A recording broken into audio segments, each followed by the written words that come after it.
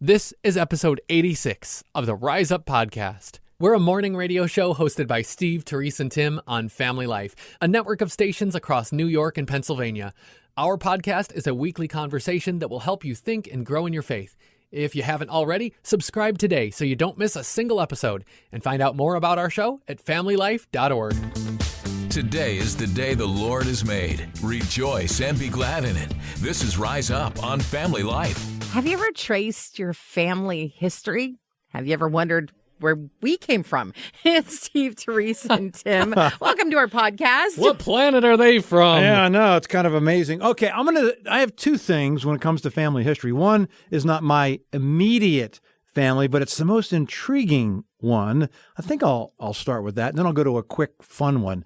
The most intriguing thing is my wife's twin sister checked into her, got one of those, what do they call those? DNA tests? Like the 23andMe. Exactly. Yeah, okay. Went to all that and really got into it and found out that their mom, and their mom had already died, Audrey's mom had died, that her mom was adopted. And they never knew that. They never knew.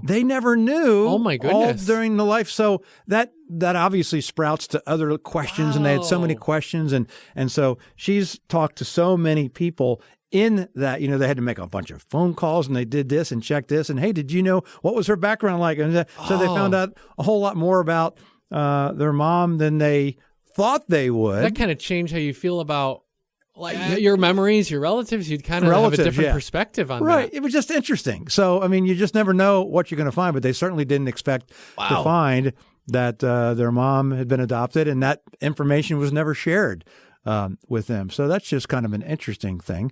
The other thing, a lot lighter, is that my dad's cousin, I remember the story growing up. We would talk movie theater, and drive-in movie theaters were big things when I was a kid. Oh, right? Love a drive-in. Drive-in movie theater. I'd get in my jammies. That was fun. They put me in the back of the station wagon, put me in my jammies, and we'd eat popcorn, and I'd fall asleep before the end of the night with my parents and my brother and sister. But the drive-in movie theater, my dad would always say, my cousin Richard Hollingshead in New Jersey invented the drive-in movie theater. That's crazy. I know. You're kidding. And so Crazy as I got older, awesome. I know, crazy awesome. I was like, and so I heard that story growing up. Wow. And so you believe it because you're a kid. And then as I got older, and they had this thing called Google and stuff, I Googled drive-in movie theater, Richard Hollingshead.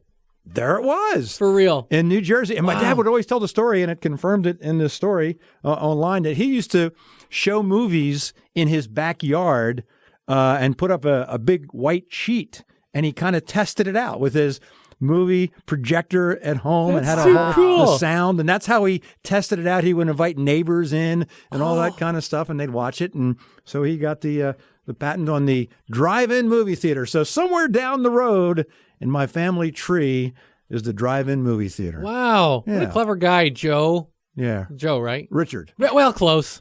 Well, maybe Close his enough. close friends called him Joe. Yeah, Maybe. the ones who knew him real well. Yeah. Cousin Joe. Well, Joe's a nickname for Richard. Right. So there you Classic. go. It Oh, is. that's so cool. Yeah, anyway. Yeah. Wow. Yeah. I didn't have a Joe or a Richard. We Yeah. had Frank. Frank is the name I grew up hearing. Can I call him Bob? Sure. His close friends. Seems so close. That is a nickname Close for enough. Frank. Close It is. friends called It him is. Bob. All right. I heard about him because he was the first one in America, the first Powers in America. Frank wasn't actually a Powers because when they showed up, it was Frank Power. Don't ask me why they added the S when they came to the States. And a lot of people who have that last name, it's the same story. When they emigrated from Ireland, the name went from being Power, the traditional Irish name, to Powers, the American version of the Irish name. And Frank, the cool thing about Frank was actually know his job. He was a carpenter at a theater in Buffalo, New York. And I've actually been to this theater. I've actually seen a Broadway show in this theater and been able to look around and think like, hey, the old family stomping grounds. Frank was here. And it's just neat to have something like that, even like especially locally, and just to realize the first person that carried your name into this country made their living in this space.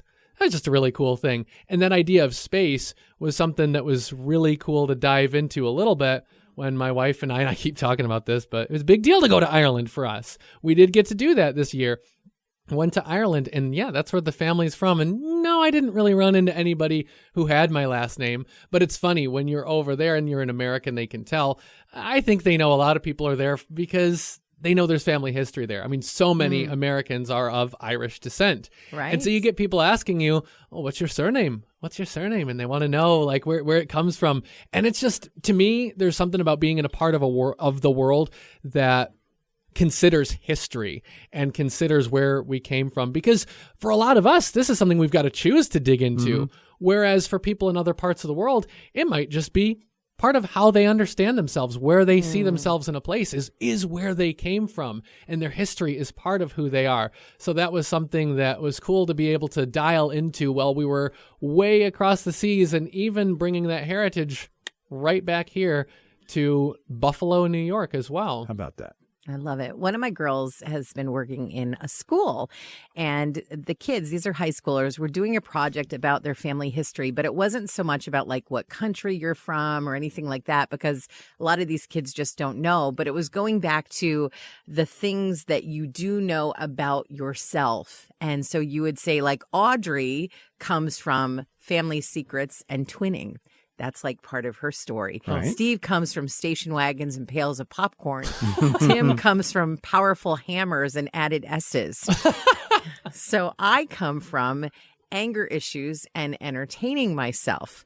My grandmother actually used to tell me when I was a kid that we were related to George Orwell, 1984 and Animal Farm. And it was like a cousin of a whatever. I never really tracked it down. So I kind of pushed that to the side. And I've never traced my family history. And I'm an only child. So it wasn't something that we like talked about as a family, because I was just like with me most of the time, hence the entertaining myself part. Now, my husband has traced he has a sister, and so they've kind of, figured out a lot of things. And the girls now have like that side of their history. But I was always told in my family that we were of German descent. And I was like, okay, I seemed okay with that until we started studying World War II in school. And then I was like, okay, I'm not so sure about this. But being German paid off at Christmas, because legend said that Germans, this is the legend, Germans are responsible for the Christmas trees and the stockings and the Advent calendar. And the pickle. The pickle ornament actually is not German. If you go to Oh. Germany, they will tell you, like, we don't even know why you're putting pickles on your trees, Oh. you crazy Americans. I was about as close as I was with Joe there, I guess. Yeah. You should have asked Bob about that. He would have known that. Frank. Now, I bet you Frank would know a thing or two about that German pickle. Frank. Right. Okay, but I was also told that being German meant that we were angry, and I would hear that phrase like German blood every time there was like a family outburst. And maybe we should have learned some German. We could have just said like ich bin sauer, which is I'm angry. Like instead of being angry, just talk about your feelings, right? Yeah. And so knowing that we were going to be discussing this on the podcast, I started looking into the 4 family names, like 2 on my mom's side, 2 on my dad's side, to figure out the making of me. And I see English, I see Scottish, I see Irish, I see some Dutch, and possibly German. And so I'm kind of like, okay, so if I have trouble controlling how I feel, I can't really like blame the German blood, right? Because it's like this much, Wow. right? So it got me thinking about what we attribute to where we come from. And I don't think it's where we come from that matters so much, especially being a Christian. It's about where we're going, that matters. And Isaiah tells us to remember not the former things, nor consider the things of old. And I put all of that like family history, family baggage in that box, and the scripture goes on to say, behold, I'm doing a new thing. Now it springs forth. Do you not perceive it? So how do we move from the past, all of that family stuff that we carry with us into this future that God has for us? And we can't do that on our own. And this is something that I've had to go through, for years and years, coming from my anger issues and entertaining myself with all of the baggage that comes from everything in my childhood. Cast your burdens on the Lord, and he will sustain you. He will never permit the righteous to be moved. That's in Psalm 55. And it's so true that anytime I've tried to overcome any of the stuff that's in me because of where I've come from or just my sinful, flawed, carnal nature, I can't really do it on my own. And it doesn't matter where you come from, what kind of blood you have, what color your skin is, how many years you can trace back your family history. We all have this gift from Jesus, the gift to start new and be born into his family. You know, it's interesting when you said your issues of different things, and I'm thinking, my thought process went to, I've never been one who loves to have a long task. I like tasks to not take very long. Boom, get it started, get it done, boom, done. Okay. And I think that's why I haven't looked into my family tree, because I have a feeling I'm not the only Smith. This is going to take a while. Yeah, a little bit to dig through there. You have more branches in your family tree than most banks do. You got more Bobs and Franks and Joes than you can shake a stick at. Coffee? Check. Music? Check. Fun and encouragement? Check and check. It's Rise Up with Steve, Terese, and Tim on Family Life. I don't know if you guys have followed tennis, Coco Gauff. Yeah. Okay, 19-year-old who won the U.S. Open over the weekend. She's the youngest American to win since Serena Williams. And she's just got such an amazing story. But right after she won, she went over to the bench. She got down on her knees, rested her head on her hands. I mean, you look at her and you go, she's praying. Right, exactly. And the announcer said, look at Coco Gauff. She's soaking it all in. Oh. And it was something to me because I was like, wow, like we can't say she's praying. But then I was like, well, you know, what if we did that? And it was like, you know what? I'll add you to my soaking it all in list. Oh, yeah. At my church You know? tonight, we've got a soaking it all in meeting going on. Right. Maybe, did you know somebody who's a soaking it all in warrior? Oh, those are the best. So thankful for those people. Yeah, you wonder about why people are afraid to just say that, right? Well, because prayer is powerful. The fact that the world is so afraid to even acknowledge that this girl who's been blessed in an incredible way is praying, is stopping to thank God. Boy, that's such a good reminder to us that prayer, let's say it, prayer is powerful. If you're looking for fun, hope, and encouragement, you've come to the right place. This is Rise Up with Steve, Terese, and Tim on Family Life. It's a good field to be working in right now. The yogurt writers, man. Right now, folks are writing about yogurt. They're looking at this. Right. So this the humorous thing, this job got people talking online because a yogurt company posted a listing for their lead writer, because they have writers too.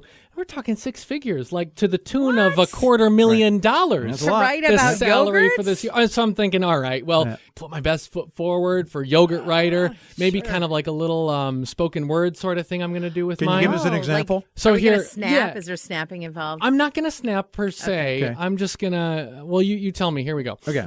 Remember yogurt, pudding's healthier cousin. Forget chocolate. Fruit flavors keep us buzzing. No tricks up our sleeves. Just treats for these kids. Silly rabbit never quite got 'em. Don't forget your spoon for that fruit on the bottom. Wow, that's something Good right job. there. That was That's good. good. If So I that's- can that's- snap with both Thank Hey, you. we should have a little Thank contest. you. That's Tim's. Terese, Okay. do you have one? I do. okay. I have a 4-stanza extravaganza, Whoa. if you will. Come on. I'll snap for that. Okay. There's a poem about it. You've heard of Miss Muffet, the spider. He wanted it, an arachnid buffet.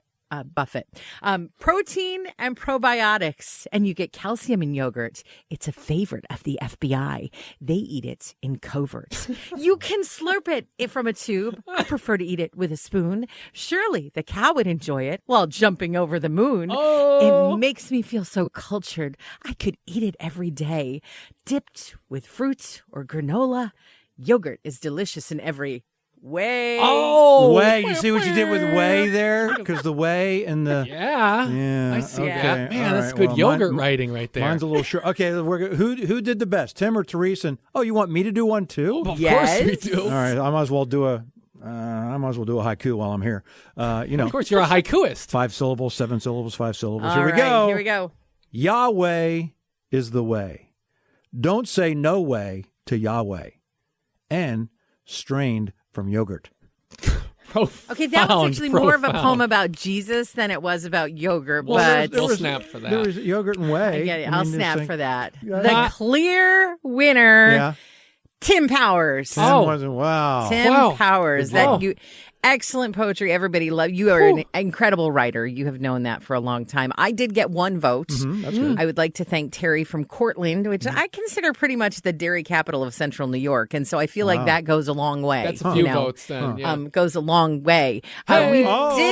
We got a text about Steve's poem from Karen and Aaron, which I think if your name and your town rhyme, you're automatically a poetry expert. Oh, yeah. But Karen said Steve is the winner because he was not ashamed to bring the name of Jesus into every conversation. And you are absolutely right about that, Karen. I brought Yahweh in there. Yeah. Way to go, Yahweh. Steve. Yeah. Way to go. Wait.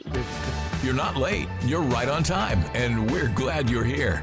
This is Rise Up on Family Life. Thought I was being manly at one point. Guess I wasn't. Manly. So manly. And apparently, and Terese, maybe you can speak on this, being the Probably opposite not. being the opposite of the manly, because females always have an opinion on this. On many times. Whoa, that's a generalization. Two things. I said many times. You didn't let me finish my You sentence. said females always have an opinion. Yeah, always, many times.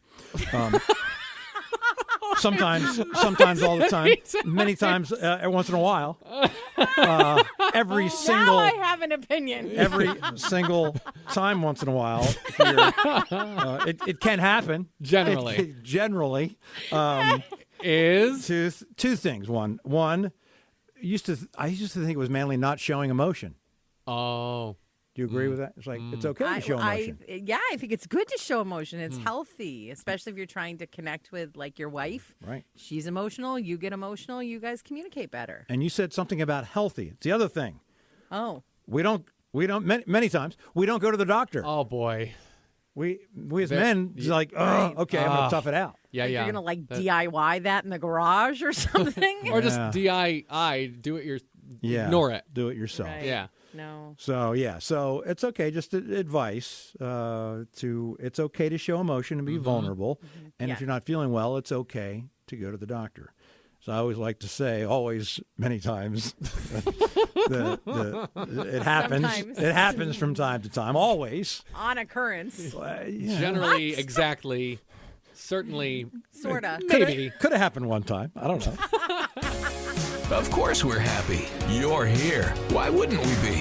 Thanks for listening to Rise Up on Family Life. I love seeing the crazy way God made this incredible world we live on. Lobsters did you know this? Lobsters don't ever stop growing.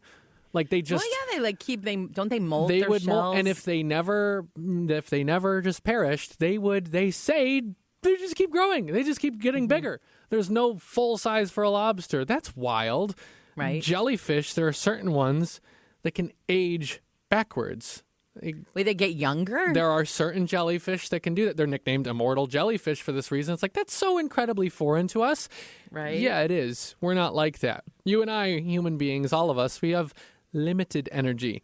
We have limited time. We age. God knows we have those limitations. He made us that way. He didn't make you a jellyfish. He didn't make you a lobster. Just be okay with your limitations because you can serve God as a good human that way. That's a good word. I just want to be prepared the next time I go to a jellyfish birthday party. So right. It's Next time that you do that. birthday, happy, right? Yeah, backwards. YouTube birthday, happy. then, Okay, I yeah. just want to make sure I got that. You happy. Yeah, they're used to it at this rate. YouTube birthday, happy. And then instead of blowing the candles out, you've got to go. Facing a whole new day is a lot easier when you remember that God is in charge. You're listening to Rise Up on Family Life. Family life and freedom and faith and all these things we're I love it. thankful for. Thankful for. Okay, well, we tried to mash up two ideas. May not Right. this not be our best idea ever, but it's Thank You Day, so just an idea to be thankful today. Yeah. But it's also Fun Friday, and so Right. we're like, well, what if we could just only be thankful for things that start with the letter F. You know, like Lisa in Rushford, she texted us to say Frankfurters on a Friday, which that's an idea I can get behind. That's great. No, I'm all about that. That's fun. If I had 55 free fragrant flowers from a French family, as Chris in Machias claims, I'd like that. Or how about this? Freedom from fear. Christy in Canton, Pennsylvania. I love it. Who's this? Donna Jo from Ovid. Frogs, because they're born again. I like from like it. Tadpole into a frog. And then I also love the FROG acronym, that's good. FROG, fully rely on God. So that's a good one. Absolutely. Thank you. This is Eileen, and I'm in Lima. I am thankful for my fingers, which we often take for granted, but we use them for so many things, and also for family life. Thanks, friend. Oh, we're thankful for you, too. Yes, thankful for friends and flowers and fragrance and lots of good things. Oh, good morning. It's Lori Jo Riley, and I'm from Clarion County. Faith, forgive, and forget. My name's Courtney. I'm from Clarence, New York. I'm thankful for the firmament. Firmament. For the actual air that we breathe. Yes. That's cool. I like that. Declare the glory of God in the firmament, so it's His handiwork. There you go. Oh, that's so special. Beautiful. Good morning. This is Pete from Ashtabula, Ohio. This is really going to sound strange, but I am grateful for flatulence. You're not wrong. It sounds strange. You're not wrong. Gastroenterologists say it's healthy for the gastrointestinal system, and although it may be smelly, it is healthy. Thank you. All right, have a great weekend. May the blessings of the Lord be with you in all that you do today. This is Rise Up on Family Life.